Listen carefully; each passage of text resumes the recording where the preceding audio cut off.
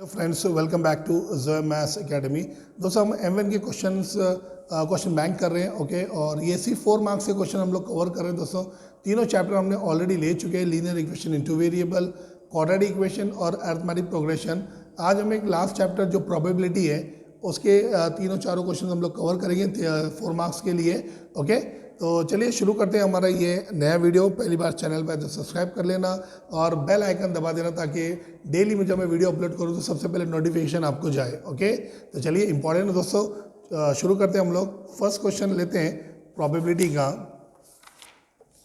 तो probability arithmetic progression हमने cover कर ली दोस्तों, और 4 मार्क्स के क्वेश्चन बहुत ही इंपॉर्टेंट है, तो इसको हम लोग देखेंगे अच्छे से। प्रोबेबिलिटी भी बहुत ही सिंपल और बहुत ही ईजी चैप्टर है, तो इसके ऊपर ध्यान दीजिए आप लोग अच्छे से। इजीली आप अच्छे मार्क्स स्कोर कर सकते हैं दोस्तों।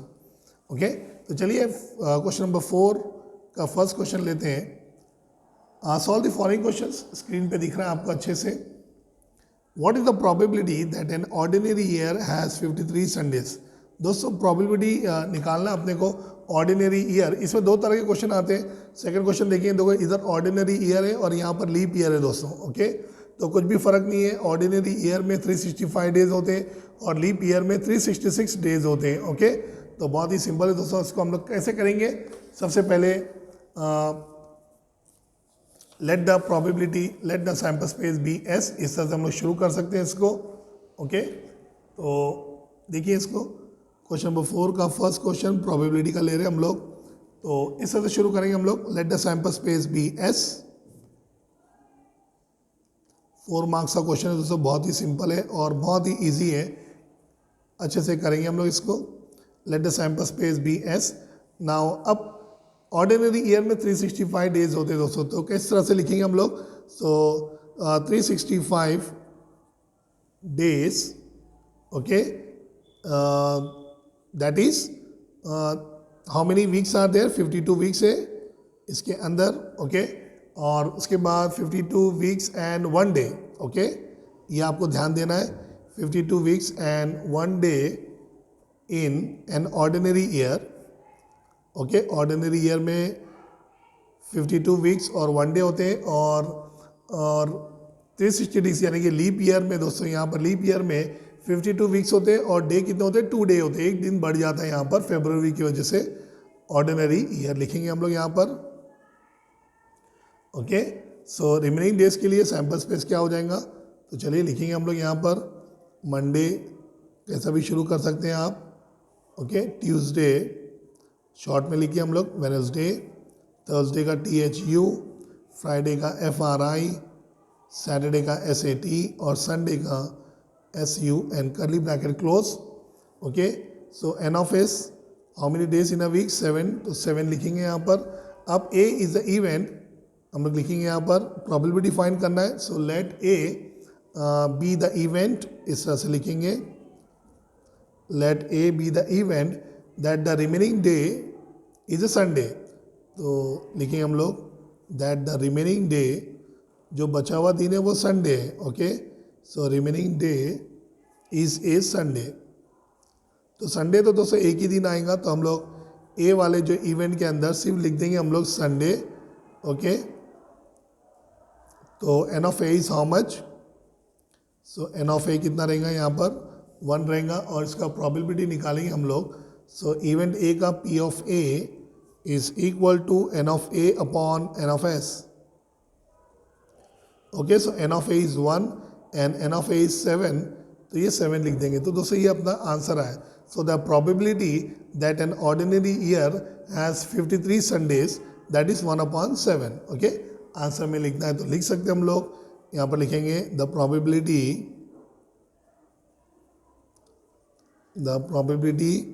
That an ordinary year has 53 Sundays is 1/7। तो दोस्तों देखो कितना सिंपल था, कितना इजी था दोस्तों।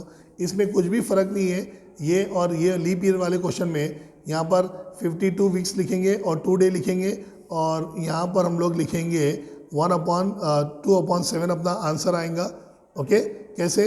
मंडे ट्यूसडे एक दिन हो जाएगा, ट्यूसडे वेनसडे, फिर वेनसडे थर्सडे, दो दो दिन पकड़ेंगे हम लोग।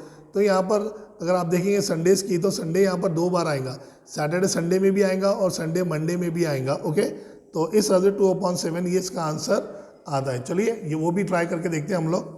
ओके, तो ये क्वेश्चन था, इसका स्क्रीनशॉट ले लो और अच्छे से नोट्स में इसको कवर कर लो। चलिए लीप ईयर वाला भी देख लेते दोस्तों, सेम है ये, कुछ भी फ़र्क नहीं है इसमें, बहुत सिंपल है ये। तो इसको भी हम लोग ऐसे ही करेंगे। Let the sample space be S, let the sample space,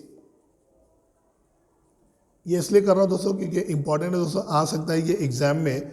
okay, अब यहाँ पर हम लोग लिखेंगे 366 डेज। ओके, लीप ईयर है, ऑर्डिनरी ईयर था 365 लिखे, लीप ईयर है तो हम लोग क्या लिखेंगे 366 डेज। ओके, तो लिखेंगे ए लीप ईयर, ऐसा लिखते हैं हम लोग, a leap year has 366 days. Okay, तो इसमें क्या क्या मिलेगा हमें, 52 वीक्स तो मिलेगा ही मिलेगा। ओके, एंड 2 डेज मिलेंगे। ठीक है, एक दिन बढ़ जाता है फरवरी की वजह से, लीप ईयर है तो। ओके, तो अब हम यहाँ पर इस तरह से जो रिमेनिंग 2 डेज है तो उसका सैंपल स्पेस कैसे बनेगा। अब जैसे कि मंडे ट्यूसडे वेडनेसडे, तो हम लोग लेंगे यहाँ पर मंडे ट्यूसडे। ओके, फिर बाद में ट्यूसडे वेडनेसडे। ओके, फिर उसके बाद में वेडनेसडे थर्सडे, फिर थर्सडे फ्राइडे, फिर फ्राइडे सैटरडे, और फिर सैटरडे संडे, और एक और है दोस्तों संडे मंडे। ओके, देखो 7 दिन हो गए यहाँ पर। ओके, अब क्वेश्चन में क्या है कि 53 एज संडे, सो संडे कितनी बार आया, देखो 2 बार यहाँ पर रिपीट हुआ है। ओके, तो हम लोग इवेंट लिखेंगे यहाँ पर, let A be the event, let A be the event that the remaining 2 days, जैसे हमने पीछे लिखे थे, that the remaining, okay, that the remaining 2 days are Sundays. Okay, तो A in curly bracket Saturday Sunday और Sunday Monday, ये 2 लिख लेंगे हम लोग क्योंकि इसके अंदर संडे आ रहा है, ये एक आ गया, और संडे कॉमा मंडे ये दूसरा आ गया। करली ब्रैकेट को हम लोग क्लोज करेंगे। एन ऑफ ए यहाँ पर कितना आ गया, 2 आ गया। ओके, 1 + 1 2 आ गया। ठीक है, इसका प्रोबेबिलिटी निकाल लेते हैं इवेंट ए का। So P of A is equal to N of A, upon में लिखना है आपको N of S. So N of A 2 था, एन ऑफ एस 7 था, तो अपना ये आंसर आ गया 2/7। ओके, यहाँ पर लिखेंगे हम लोग number of sample space is 7। Okay, ये नंबर ऑफ सैंपल स्पेस 7 है, तो आंसर में लिखना है तो लिख सकते हैं द प्रोबेबिलिटी। ओके, इस तरह से लिखेंगे हम लोग, therefore the probability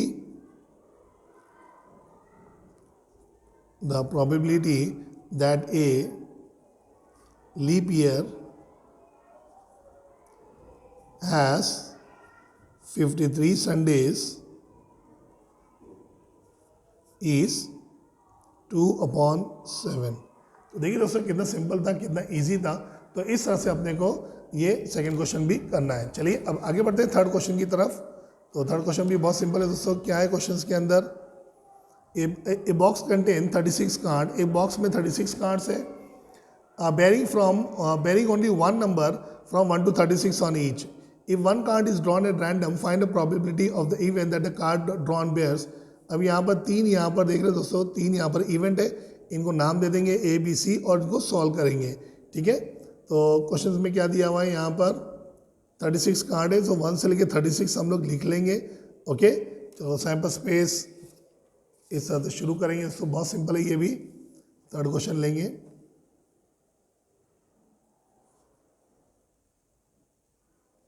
Let the sample space be S.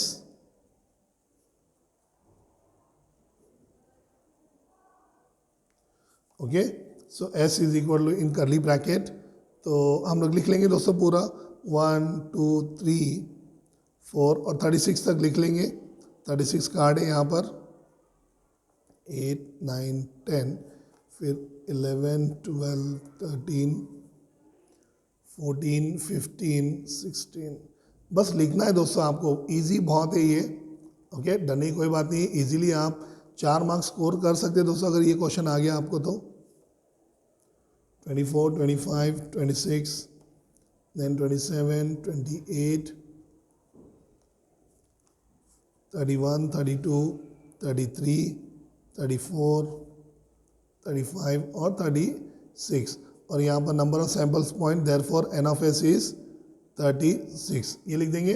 Okay, और फिर नीचे 3 क्वेश्चन है, ए कंप्लीट स्क्वायर नंबर। ओके, तो कंप्लीट स्क्वायर 1 से लेकर 36, जो स्क्वायर होता है दोस्तों उसको हम लोग कंप्लीट स्क्वायर बोलते हैं। ओके, स्क्वायर के आंसर को, सो 1 का स्क्वायर 1 है तो 1 इज द कंप्लीट स्क्वायर, 2 का 4 है तो 4 ये कंप्लीट स्क्वायर हो गया, फिर बाद में 9 है, 16 है, 25 है, ओके, और 36 है, तो ये ले लेंगे हम लोग अपने इवेंट ए में। तो हम लोग यहाँ पर देखेंगे number 1 point, let A be the event, लिखेंगे हम लोग यहाँ पर let A be the event, नाम देंगे इवेंट को, that the card drawn, that the card drawn is a complete square number, is a complete square number। Okay okay, complete square number. तो इस तरह से लिख देंगे हम लोग। फिर A event is equal to in curly bracket 1 4 9 16 25 और 36। तो दोस्तों ये पूरे कंप्लीट स्क्वायर है अपने। ओके, स्क्वायर के आंसर को कंप्लीट स्क्वायर बोलते हैं। काउंट कर लेंगे 1 2 3 4 5 6। So therefore N of A is how much, 6। Okay, अब यहाँ पर उसका प्रोबेबिलिटी भी फाइंड करना है। So P of A is equal to N of A upon में N of S. So N of S 6 है और एन ऑफ एस अपना 36 है। सो 6 1 द 6, 6 6 द 36। तो दोस्तों ये पहला आंसर आ गया अपना 1/6। ओके, कितना सिंपल है। फिर सेकंड है प्राइम नंबर, जो नंबर अपने खुद से डिवाइड होते हैं, ओके, उसको हम लोग प्राइम नंबर बोलते हैं। तो सेकंड पॉइंट हम लोग लिखेंगे यहाँ पर, बी नाम देंगे इसको हम लोग। So let B be the event, let B be the event that the card, same लिखेंगे, that the card drawn question में is a prime number. Okay, यहाँ पर ध्यान देना दोस्तों, प्राइम नंबर 2 से शुरू होते हैं। ओके, सो हम लोग भी लिखेंगे यहाँ पर b is equal to in curly bracket. अब दोस्तों प्राइम नंबर कौन कौन से हैं यहाँ पर देखो, सैम्पल स्पेस में 2 है, 3 है, 5 है, फिर बाद में 11 है, 13 है, फिर 17 है, 19 है, 23 है, ओके, 29 है, 31 है, ओके, 31 तक है। तो ये 1 2 3 4 5 6 7 8 9 10 और 11। तो दोस्तों ये 11 नंबर है प्राइम नंबर, तो हम लोग लिख लेंगे इसको इधर। Okay, 2 is the prime number, 3 है, 5 है, 7 है, 11 है, 13 है, 15 नहीं है दोस्तों, 17 है, ओके, 19 है, देन आफ्टर दैट 23 29 और 31। ओके, तो therefore N of B is how much, 11 2 4 6 8 10 और 11। इसका प्रोबेबिलिटी फाइंड कर लेंगे। So therefore P of B is equal to N of B upon N of S. Okay, so N of B is how much, n of B 11 मिला और N of S अपना 36 है, table में नहीं जा रही है, अपना फाइनल आंसर आ गया। ओके, तो इसका स्क्रीनशॉट ले लो। फिर थर्ड बीट हम लोग पीछे ले लेते हैं अच्छे से। तो चलिए थर्ड बीट में क्या बोल रहा है, ए नंबर डिविजिबल बाय 3। तो कौन कौन से नंबर है जो डिविजिबल है, तो हम लोग इस तरह से ये थर्ड पॉइंट लिखेंगे, let C be the event, let C be the event that the card drawn is, that the card drawn is divisible by 3। Okay, जो 2 3 से डिवाइड हो रहे हैं वो नंबर हम लोग लेंगे जो 131 से लेके 36 के अंदर है। ओके, तो चलिए टेबल ही है 203 का, तो ले लेते हैं इसको हम लोग। C is equal to in curly bracket, okay 3 है, 6, 9, टेबल लिख लेंगे 12, 15, 18, देन 21, 24, 27, 30, 33 और 36। तो दोस्तों n of C is how much, 12 मिल जाएगा अपने को यहाँ पर। इसका प्रोबेबिलिटी भी फाइंड कर लेंगे। So P of C is equal to N of C upon N of S. So N of C 12 है, एन ऑफ एस 36 है। ये 4 के टेबल से ले लेते हैं इसको हम लोग, और 12 के टेबल से भी जा रहा है। 12 1 12, 12 3 36, तो 1/3 इज द फाइनल आंसर। तो इस तरह से ये थर्ड बिट हम लोग करेंगे। देखिए कितना सिंपल था दोस्तों। तो ओके, तो ये 4 मार्क्स के क्वेश्चन हमने तीनों कवर करे। फिर हम लोग अब M2 का लेंगे दोस्तों। M2 के 4 मार्क्स पूरे कवर करेंगे, और एक प्रेजेंटेशन दोस्तों एग्जाम में आप आंसर पेपर को कैसे ट्रीट करेंगे, कैसा लिखेंगे, उसका नेक्स्ट वीडियो भी मैं जल्द से जल्द कल डालने वाला हूँ। तो अच्छे से वो वीडियो देख लो दोस्तों।